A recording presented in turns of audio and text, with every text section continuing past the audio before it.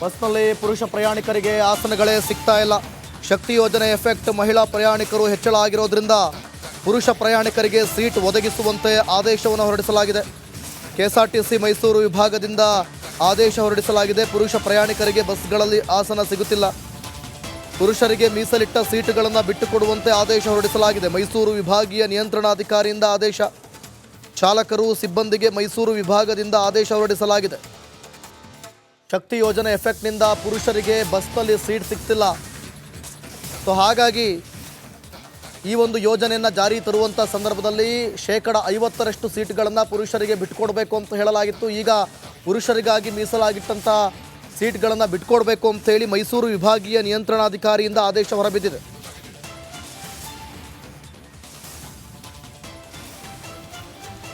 ಈ ಬಗ್ಗೆ ಮತ್ತಷ್ಟು ಮಾಹಿತಿಯನ್ನು ಕೊಡ್ತಾರೆ ನಮ್ಮ ಪ್ರತಿನಿಧಿ ವಿನೋದ್.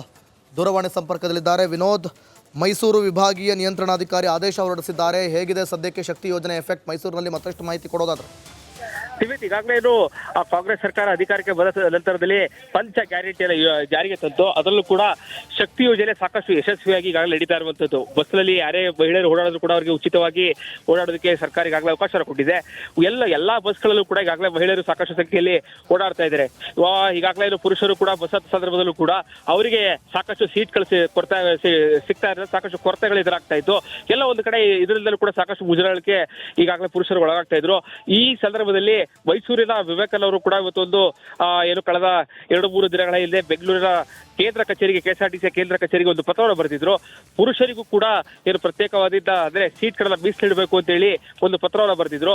ಈಗಾಗಲೇ ಬಸ್ನಲ್ಲೂ ಕೂಡ ಪುರುಷರು ಮಹಿಳೆಯರು ಅಂತ ಒಂದಷ್ಟು ಹೆಸರುಗಳನ್ನು ಬರೆದಿದ್ರು ಕೂಡ ಯಾರು ಕೂಡ ಆ ಒಂದು ನಿಯಮನ ಪಾಲನೆ ಮಾಡ್ತಾ ಇರಲಿಲ್ಲ. ಸೊ ಹೀಗಾಗಿ ಕೇಂದ್ರ ಕಚೇರಿಯಿಂದ ಈಗಾಗಲೇ ಒಂದು ಸೂಚನೆ ಬಂದಿರುವಂತದ್ದು. ಎಲ್ಲಾ ಸಿಬ್ಬಂದಿಗಳಿಗೂ ಕೂಡ ಒಂದು ಸೂಚನೆ ಕಳಿಸಿದ್ದಾರೆ. ಆದ್ರೆ ಪುರುಷರಿಗೂ ಕೂಡ ಪ್ರತ್ಯೇಕವಾದಂತಹ ಸೀಟ್ಗಳ ವ್ಯವಸ್ಥೆ ಮಾಡೋದಕ್ಕೆ ಒಂದಷ್ಟು ವ್ಯವಸ್ಥೆಗಳನ್ನ ಮಾಡ್ಕೊಳ್ಳಿ ಅಂತ ಹೇಳಿ ಒಂದು ಸೂಚನೆ ಕೂಡ ಬಂದಿದೆ. ಆದ್ರೆ ಈ ಸೂಚನೆ ಎಷ್ಟರ ಮಟ್ಟಿಗೆ ಪಾಲನೆ ಆಗುತ್ತೆ ಅನ್ನೋದನ್ನ ಕಾದು ನೋಡ್ಬೇಕಾಗುತ್ತೆ. ಜೊತೆಗೆ ನಿಜಕ್ಕೂ ಕೂಡ ಮಹಿಳೆಯರು ಸಾಕಷ್ಟು ಸಂಖ್ಯೆಯಲ್ಲಿ ಓಡಾಡೋ ಸಂದರ್ಭದಲ್ಲಿ ಪುರುಷರ ಸೀಟ್ಗೆ ಬಂದ ಸಂದರ್ಭದಲ್ಲಿ ಪುರುಷರ ಸೀಟ್ ಎಲ್ಲ ಬಿಟ್ಕೊಡ್ತಾರ ಅನ್ನೋದು ಕೂಡ ಈಗ ಕಾದು ನೋಡ್ಬೇಕಾಗುತ್ತೆ. ದಿವೇತ್, ಥ್ಯಾಂಕ್ ಯು ವಿನೋದ್ ನಿಮ್ಮೆಲ್ಲ ಮಾಹಿತಿಗಾಗಿ.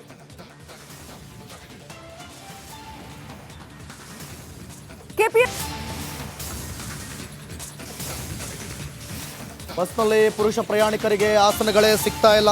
ಶಕ್ತಿ ಯೋಜನೆ ಎಫೆಕ್ಟ್ ಮಹಿಳಾ ಪ್ರಯಾಣಿಕರು ಹೆಚ್ಚಳ ಆಗಿರೋದ್ರಿಂದ ಪುರುಷ ಪ್ರಯಾಣಿಕರಿಗೆ ಸೀಟ್ ಒದಗಿಸುವಂತೆ ಆದೇಶವನ್ನು ಹೊರಡಿಸಲಾಗಿದೆ. ಕೆಎಸ್ಆರ್ಟಿಸಿ ಮೈಸೂರು ವಿಭಾಗದಿಂದ ಆದೇಶ ಹೊರಡಿಸಲಾಗಿದೆ. ಪುರುಷ ಪ್ರಯಾಣಿಕರಿಗೆ ಬಸ್ಗಳಲ್ಲಿ ಆಸನ ಸಿಗುತ್ತಿಲ್ಲ. ಪುರುಷರಿಗೆ ಮೀಸಲಿಟ್ಟ ಸೀಟುಗಳನ್ನು ಬಿಟ್ಟುಕೊಡುವಂತೆ ಆದೇಶ ಹೊರಡಿಸಲಾಗಿದೆ. ಮೈಸೂರು ವಿಭಾಗೀಯ ನಿಯಂತ್ರಣಾಧಿಕಾರಿಯಿಂದ ಆದೇಶ. ಚಾಲಕರು ಸಿಬ್ಬಂದಿಗೆ ಮೈಸೂರು ವಿಭಾಗದಿಂದ ಆದೇಶ ಹೊರಡಿಸಲಾಗಿದೆ. ಶಕ್ತಿ ಯೋಜನೆ ಎಫೆಕ್ಟ್ನಿಂದ ಪುರುಷರಿಗೆ ಬಸ್ನಲ್ಲಿ ಸೀಟ್ ಸಿಗ್ತಿಲ್ಲ. ಸೊ ಹಾಗಾಗಿ ಈ ಒಂದು ಯೋಜನೆಯನ್ನು ಜಾರಿ ತರುವಂಥ ಸಂದರ್ಭದಲ್ಲಿ 50% ಸೀಟ್ಗಳನ್ನು ಪುರುಷರಿಗೆ ಬಿಟ್ಕೊಡ್ಬೇಕು ಅಂತ ಹೇಳಲಾಗಿತ್ತು. ಈಗ ಪುರುಷರಿಗಾಗಿ ಮೀಸಲಾಗಿಟ್ಟಂಥ ಸೀಟ್ಗಳನ್ನು ಬಿಟ್ಕೊಡ್ಬೇಕು ಅಂತೇಳಿ ಮೈಸೂರು ವಿಭಾಗೀಯ ನಿಯಂತ್ರಣಾಧಿಕಾರಿಯಿಂದ ಆದೇಶ ಹೊರಬಿದ್ದಿದೆ.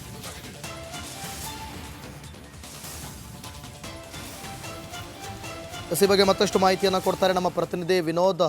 ದೂರವಾಣಿ ಸಂಪರ್ಕದಲ್ಲಿದ್ದಾರೆ. ವಿನೋದ್, ಮೈಸೂರು ವಿಭಾಗೀಯ ನಿಯಂತ್ರಣಾಧಿಕಾರಿ ಆದೇಶ ಹೊರಡಿಸಿದ್ದಾರೆ. ಹೇಗಿದೆ ಸದ್ಯಕ್ಕೆ ಶಕ್ತಿ ಯೋಜನೆ ಎಫೆಕ್ಟ್ ಮೈಸೂರಿನಲ್ಲಿ? ಮತ್ತಷ್ಟು ಮಾಹಿತಿ ಕೊಡೋದಾದ್ರೆ.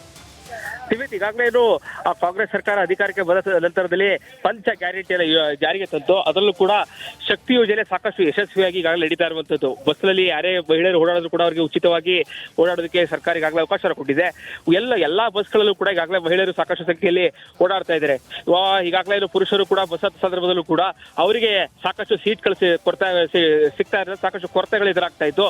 ಎಲ್ಲ ಒಂದು ಕಡೆ ಇದರಿಂದಲೂ ಕೂಡ ಸಾಕಷ್ಟು ಮುಜುಗರಕ್ಕೆ ಈಗಾಗಲೇ ಪುರುಷರು ಒಳಗಾಗ್ತಾ ಇದ್ರು. ಈ ಸಂದರ್ಭದಲ್ಲಿ ಮೈಸೂರಿನ ವಿವೇಕಲ್ ಅವರು ಕೂಡ ಇವತ್ತೊಂದು ಏನು ಕಳೆದ 2-3 ದಿನಗಳ ಹಿಂದೆ ಬೆಂಗಳೂರಿನ ಕೇಂದ್ರ ಕಚೇರಿಗೆ ಕೆಎಸ್ಆರ್ಟಿಸಿ ಕೇಂದ್ರ ಕಚೇರಿಗೆ ಒಂದು ಪತ್ರವನ್ನು ಬರೆದಿದ್ರು. ಪುರುಷರಿಗೂ ಕೂಡ ಏನು ಪ್ರತ್ಯೇಕವಾದ ಅಂದ್ರೆ ಸೀಟ್ಗಳನ್ನ ಮೀಸಲಿಡಬೇಕು ಅಂತ ಹೇಳಿ ಒಂದು ಪತ್ರವನ್ನು ಬರೆದಿದ್ರು. ಈಗಾಗಲೇ ಬಸ್ನಲ್ಲೂ ಕೂಡ ಪುರುಷರು ಮಹಿಳೆಯರು ಅಂತ ಒಂದಷ್ಟು ಹೆಸರುಗಳನ್ನು ಬರೆದಿದ್ರು ಕೂಡ ಯಾರು ಕೂಡ ಆ ಒಂದು ನಿಯಮನ ಪಾಲನೆ ಮಾಡ್ತಾ ಇರಲಿಲ್ಲ. ಸೊ ಹೀಗಾಗಿ ಕೇಂದ್ರ ಕಚೇರಿಯಿಂದ ಈಗಾಗಲೇ ಒಂದು ಸೂಚನೆ ಬಂದಿರುವಂತದ್ದು. ಎಲ್ಲಾ ಸಿಬ್ಬಂದಿಗಳಿಗೂ ಕೂಡ ಒಂದು ಸೂಚನೆ ಕಳಿಸಿದ್ದಾರೆ. ಆದ್ರೆ ಪುರುಷರಿಗೂ ಕೂಡ ಪ್ರತ್ಯೇಕವಾದಂತಹ ಸೀಟ್ಗಳ ವ್ಯವಸ್ಥೆ ಮಾಡೋದಕ್ಕೆ ಒಂದಷ್ಟು ವ್ಯವಸ್ಥೆಗಳನ್ನ ಮಾಡ್ಕೊಳ್ಳಿ ಅಂತ ಹೇಳಿ ಒಂದು ಸೂಚನೆ ಕೂಡ ಬಂದಿದೆ. ಆದ್ರೆ ಈ ಸೂಚನೆ ಎಷ್ಟರ ಮಟ್ಟಿಗೆ ಪಾಲನೆ ಆಗುತ್ತೆ ಅನ್ನೋದನ್ನ ಕಾದು ನೋಡ್ಬೇಕಾಗುತ್ತೆ. ಜೊತೆಗೆ ನಿಜಕ್ಕೂ ಕೂಡ ಮಹಿಳೆಯರು ಸಾಕಷ್ಟು ಸಂಖ್ಯೆಯಲ್ಲಿ ಓಡಾಡೋ ಸಂದರ್ಭದಲ್ಲಿ ಪುರುಷರ ಸೀಟ್ಗೆ ಬಂದ ಸಂದರ್ಭದಲ್ಲಿ ಪುರುಷರ ಸೀಟ್ ಎಲ್ಲ ಬಿಟ್ಕೊಡ್ತಾರ ಅನ್ನೋದು ಕೂಡ ಈಗ ಕಾದು ನೋಡ್ಬೇಕಾಗುತ್ತೆ. ದಿವೇತ್, ಥ್ಯಾಂಕ್ ಯು ವಿನೋದ್ ನಿಮ್ಮೆಲ್ಲ ಮಾಹಿತಿಗಾಗಿ.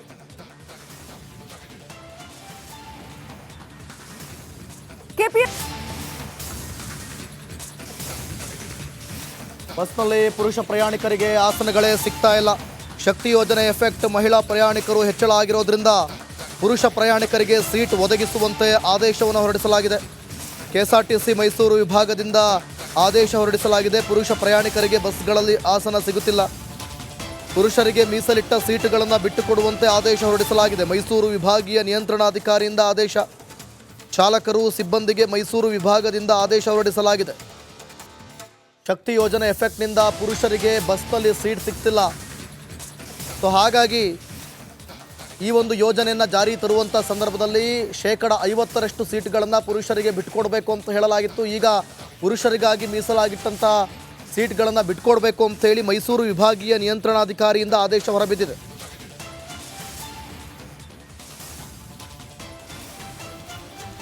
ಈ ಬಗ್ಗೆ ಮತ್ತಷ್ಟು ಮಾಹಿತಿಯನ್ನು ಕೊಡ್ತಾರೆ ನಮ್ಮ ಪ್ರತಿನಿಧಿ ವಿನೋದ್ ದೂರವಾಣಿ ಸಂಪರ್ಕದಲ್ಲಿದ್ದಾರೆ. ವಿನೋದ್, ಮೈಸೂರು ವಿಭಾಗೀಯ ನಿಯಂತ್ರಣಾಧಿಕಾರಿ ಆದೇಶ ಹೊರಡಿಸಿದ್ದಾರೆ. ಹೇಗಿದೆ ಸದ್ಯಕ್ಕೆ ಶಕ್ತಿ ಯೋಜನೆ ಎಫೆಕ್ಟ್ ಮೈಸೂರಿನಲ್ಲಿ? ಮತ್ತಷ್ಟು ಮಾಹಿತಿ ಕೊಡೋದಾದ್ರೆ.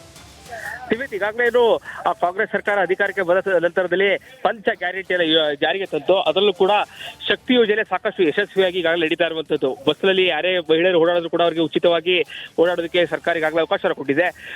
ಎಲ್ಲಾ ಬಸ್ಗಳಲ್ಲೂ ಕೂಡ ಈಗಾಗಲೇ ಮಹಿಳೆಯರು ಸಾಕಷ್ಟು ಸಂಖ್ಯೆಯಲ್ಲಿ ಓಡಾಡ್ತಾ ಇದ್ದಾರೆ.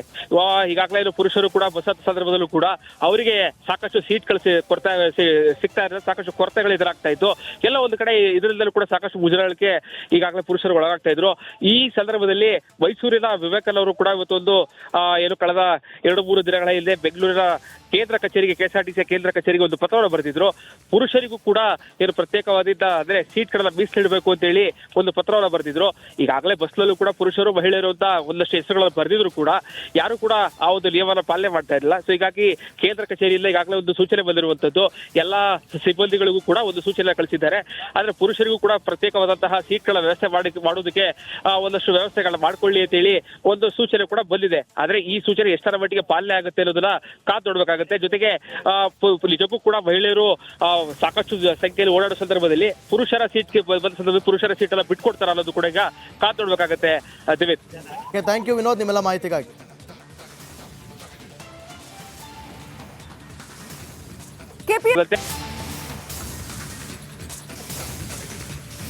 ಬಸ್ನಲ್ಲಿ ಪುರುಷ ಪ್ರಯಾಣಿಕರಿಗೆ ಆಸನಗಳೇ ಸಿಗ್ತಾ ಇಲ್ಲ.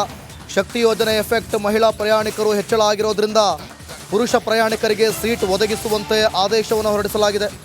ಕೆಎಸ್ಆರ್ಟಿಸಿ ಮೈಸೂರು ವಿಭಾಗದಿಂದ ಆದೇಶ ಹೊರಡಿಸಲಾಗಿದೆ. ಪುರುಷ ಪ್ರಯಾಣಿಕರಿಗೆ ಬಸ್ಗಳಲ್ಲಿ ಆಸನ ಸಿಗುತ್ತಿಲ್ಲ. ಪುರುಷರಿಗೆ ಮೀಸಲಿಟ್ಟ ಸೀಟುಗಳನ್ನು ಬಿಟ್ಟುಕೊಡುವಂತೆ ಆದೇಶ ಹೊರಡಿಸಲಾಗಿದೆ. ಮೈಸೂರು ವಿಭಾಗೀಯ ನಿಯಂತ್ರಣಾಧಿಕಾರಿಯಿಂದ ಆದೇಶ. ಚಾಲಕರು ಸಿಬ್ಬಂದಿಗೆ ಮೈಸೂರು ವಿಭಾಗದಿಂದ ಆದೇಶ ಹೊರಡಿಸಲಾಗಿದೆ. ಶಕ್ತಿ ಯೋಜನೆ ಎಫೆಕ್ಟ್ನಿಂದ ಪುರುಷರಿಗೆ ಬಸ್ನಲ್ಲಿ ಸೀಟ್ ಸಿಗ್ತಿಲ್ಲ. ಸೊ ಹಾಗಾಗಿ ಈ ಒಂದು ಯೋಜನೆಯನ್ನು ಜಾರಿ ತರುವಂಥ ಸಂದರ್ಭದಲ್ಲಿ 50% ಸೀಟ್ಗಳನ್ನು ಪುರುಷರಿಗೆ ಬಿಟ್ಕೊಡ್ಬೇಕು ಅಂತ ಹೇಳಲಾಗಿತ್ತು. ಈಗ ಪುರುಷರಿಗಾಗಿ ಮೀಸಲಾಗಿಟ್ಟಂಥ ಸೀಟ್ಗಳನ್ನು ಬಿಟ್ಕೊಡ್ಬೇಕು ಅಂತೇಳಿ ಮೈಸೂರು ವಿಭಾಗೀಯ ನಿಯಂತ್ರಣ